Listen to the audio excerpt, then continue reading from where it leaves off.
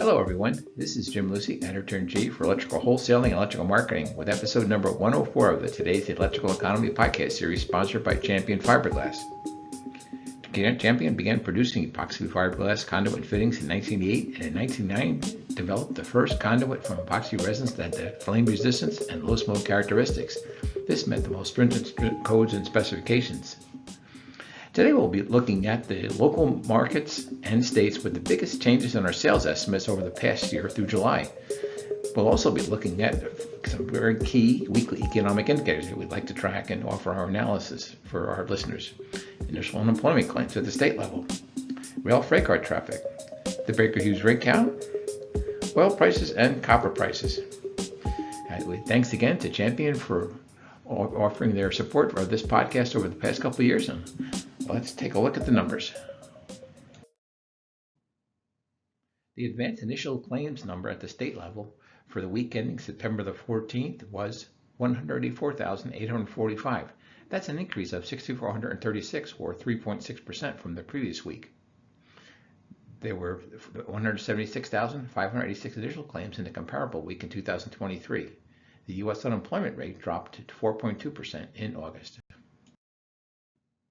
We only had one state with a major decrease in unemployment claims. That state's Massachusetts, where the claims were down 2,055, now standing at 5,221. There weren't any other states that had claimed decreases of more than 1,000. Wisconsin, Connecticut, Nebraska, and Louisiana all had fairly sizable decreases in unemployment claims, but none of them reached that 1,000 level. That when I really start watching for trends. There were three states that had claims over 1,000. Texas had the most claims at 2,168. New York's claims were up 1,977. California had the most claims at 1,474, and its total, that was surpassing all other states, was 38,181. Other states that were in the top number of states with for unemployment claim increases were Georgia up 832, Michigan up 767, and Oregon up 725. An interesting leading economic indicator for overall U.S. economy is freight rail traffic, and it's a measure of the amount of raw materials and finished goods being shipped by rail. The best source for this data is the American Association of Railroads, or AAR. It publishes data weekly at www.aar.org. Freight rail traffic data has been coming in rather strong over the past couple of weeks, and in the most recent week, total U.S. weekly rail traffic was 522,557 carloads and intermodal units. That's up 6.8% compared with this week last year, and it's another week over the 500,000 mark, which in recent history is pretty notable. It's also quite a bit over the average number of claims over the past year-to-date data, and that is 477,490. For the first 37 weeks of 2024, U.S. railroads reported cumulative volume of 8,012,176 carloads. That's down 3.3% from the same point last year, and 9,641,820 intermodal units, and that's up 9.5% from last year. Total combined U.S. rail traffic for the first 37 weeks, and that is 17,653,996 carloads and intermodal units. That's up 3.3%. If you're interested in the AAR data, they've come up with a new publication, the Rail Industry Overview, or RIO. It's available at www.aar.org. It's a complimentary resource that will offer quick insights into what rail traffic says about today's economy and where data suggests it could be headed, according to the announcement on aar.org. A quote from AAR Chief Economist Rand Gehad said, "Rail traffic data is among the richest, most timely economic data in the U.S. Whether it is housing, energy markets, or consumer spending, rail touches them all.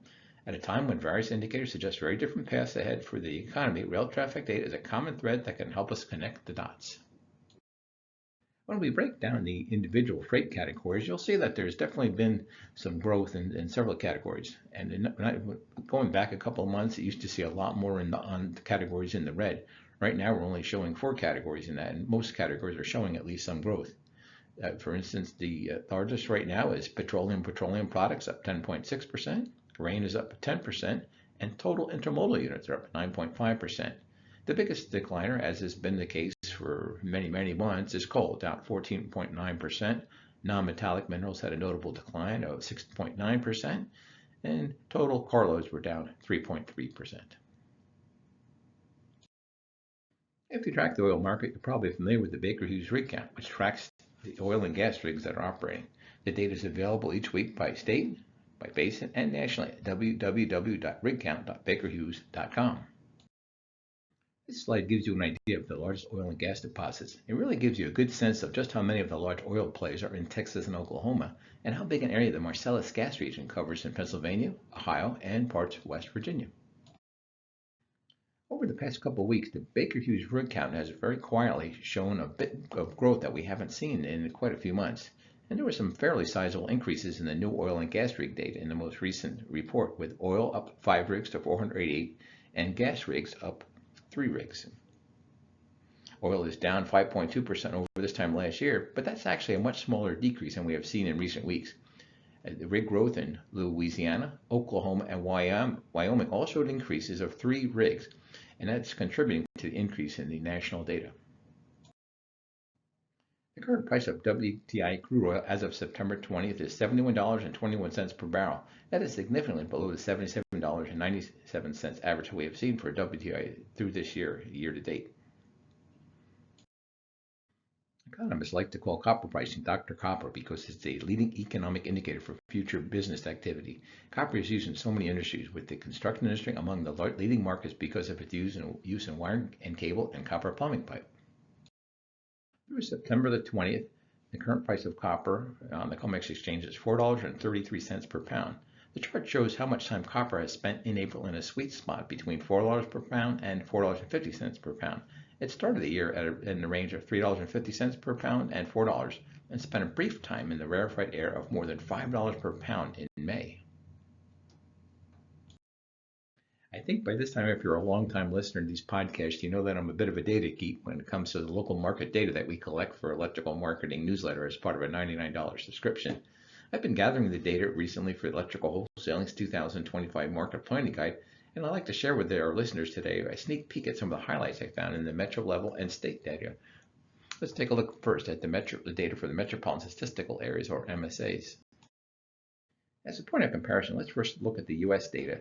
And we've got our new estimate up through July 2024, and it's $150.3 billion, up 2.8% year over year. On a quarterly basis, it's up 5%. Some of the data that we have through July is it's fairly sluggish, I guess, if you look at what inflation is still running at about 2.5% or so. However, at least it's on the positive side of the ledger. We did have 2 markets, local markets, with double-digit increases. Baton Rouge, with an increase of 15.3%, and our estimate now for that area along the Gulf is $791.8 million. That market is up $111.4 million through July, according to our estimates. The other metropolitan area with a double-digit increase is Honolulu, and it's up 13.1% to $432 in total estimated electrical sales value. That's a $50 million increase. Leading all markets on an estimated sales volume basis was Miami at $150.1 million to over $2.4 billion. It's up 6.6% year over year, and that is easily doubling the U.S. year over year increase. Other markets that show a large increase when measured by our estimated sales dollar increases were Houston, Dallas, Las Vegas, Detroit, Tampa, Virginia Beach, and Indianapolis. And just as a review, the way that we develop these estimates, we do a sales per employee estimate based on our multiplier for electrical contractor employees of 78,775 and industrial employees at 2,650.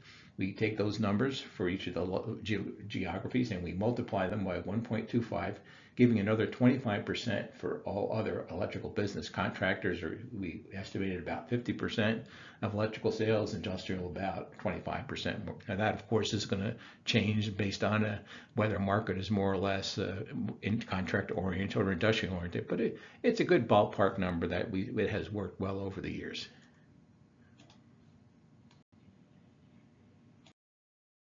On the flip side, we did have a few metros with some rather large decreases, and they are led by the New York metropolitan statistical area. It's 2.9% decrease, and that's an estimated sales decrease of $119.5 million. It does still have over $3.9 billion in sales. The other metros with comparatively large decreases in estimated sales were the Minneapolis, St. Paul, Bloomington MSA, down 61.3%. still a very large market at 1.8 billion roughly. Denver was down year over year, 3.54, about 1.6 billion in sales. San Jose was down about 3.96, and that's about a 1.2 billion roughly.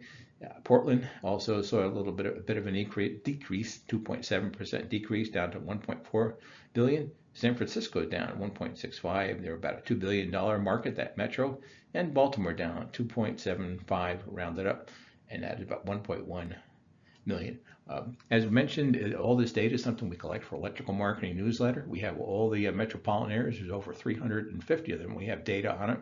We break it out, the total sales, the electrical contractor estimated sales, industrial sales, all for just $99 a year. And at this time of year, I know a lot of you are working on your market planning for 2025. So our subscription for $99, I think, is pretty much a steal. And if you are interested in it, you can contact me or go directly to electricalmarketing.com, and we can get you signed up online there. I also want to take a quick look at the state estimates that we have. There's some interesting things on some of the states that are growing. I also always take a look at which states account for the largest share of the U.S. market. You might be surprised on just how concentrated our electrical market is.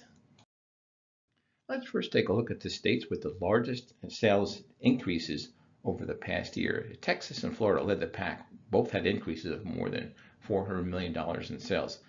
Texas had an increase through July of $41.1 million. Florida was up $428 million. Texas's total estimated sales now stand at $14.2 billion. Florida standing at $9.8 billion.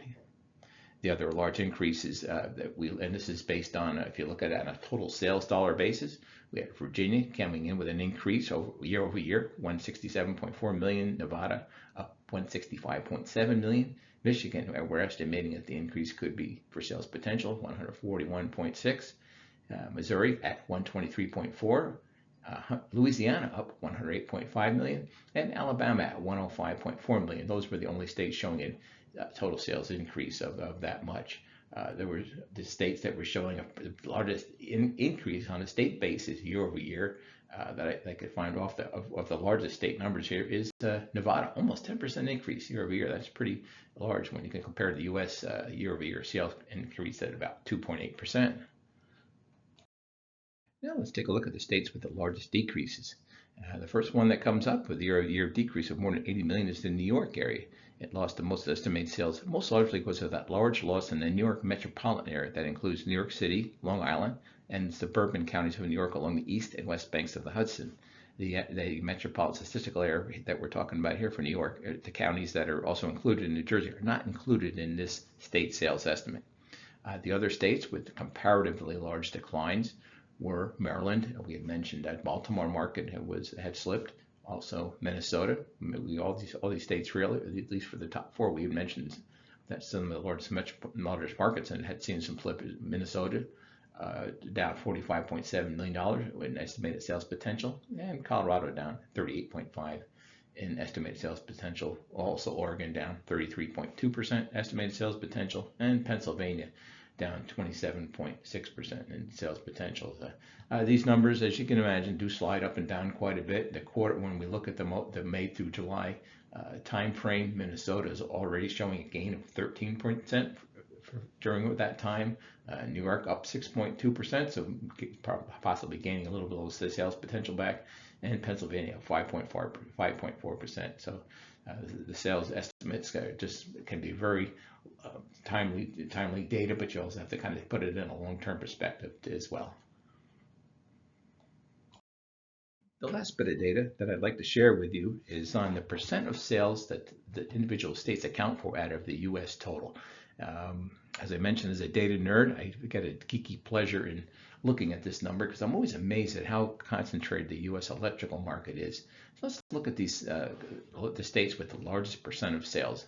And as we mentioned earlier, U.S. total market we're estimating at $150.3 billion. Well, standing first in line, California has its sales of over $16 billion, account for very close to 11% of the total market. Texas 9.5%, Florida 6.6%, New York 4.3%. As you go down the list, as you can see, the other top 10 states, Ohio about 3.7, Pennsylvania 3.5, Illinois 3.4%, North Carolina 3.3, Michigan 3.2, and Georgia. Take those 10 states, they account for about 51% of the total U.S. electrical sales potential. I find that pretty amazing.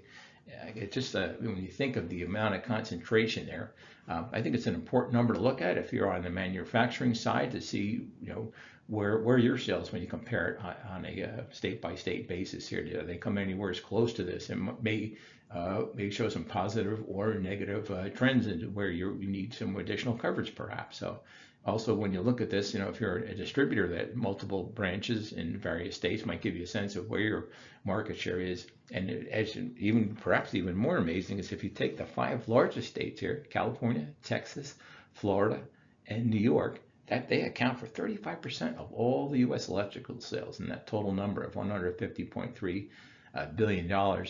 You can take the data that we have on electrical marketing. You can do the same thing on a state basis, looking at some of the metro areas that we have. There are some metros that have an enormous amount of the state's total sales potential. I always think about Phoenix market. The Phoenix metropolitan area is about 80% of the total for all of the entire state of Arizona. Is probably the most glaring example of that. So again, just kind of an interesting little nugget that kind of file away if you're looking to set up a branch, you're looking to compare sales compensation, you're looking at just total sales estimates.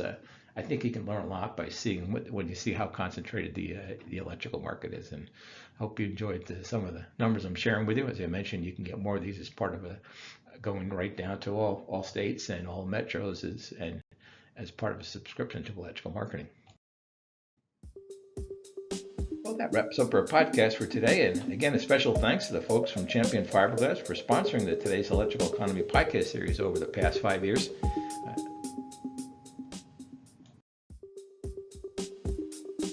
Please contact me if you have questions on any of this data, or you'd like us to be covering any different types of economic stats on our podcast.